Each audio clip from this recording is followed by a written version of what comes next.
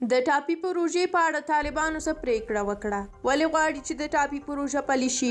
د دې هر څه لپاره ویډیو تر اخره وګورئ.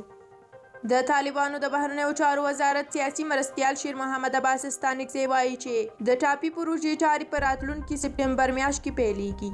د طالبانو بهرنیو چارو وزارت ویلي دي چې ستانکزي ته دا خبره د ترکمنستان د بهرنیو چارو وزارت مرستیال وفا حاجیوف د پرونۍ لیدنې پر مهال کړې ده. سرچینه وایي چې ترکمنستاني مقام په دې لیدنه کې د افغانستان د سراسري امنیت په ټینګښت خوښي ښودلې او په راتلونکي سپټمبر کې د ټاپي پروژې د کار د پیل خبر ورکړی.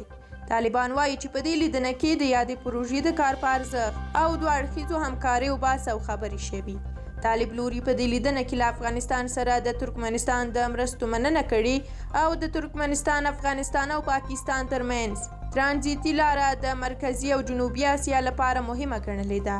سرچینه زیاتوي چې طالب او ترکمنستاني لوري همداشان د مالیاتي معافیت، د پروژو د ځمکو د استملاک او د افغانستان، پاکستان او ترکمنستان د ترانزیتي دهلیز او درې اړخیزو تعریفو او هوکړه لیکونو په اړه خبرې شوي.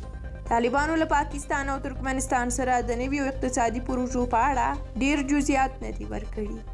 ډیره مننه کوم چې ویډیو مو تر اخره ولیدله.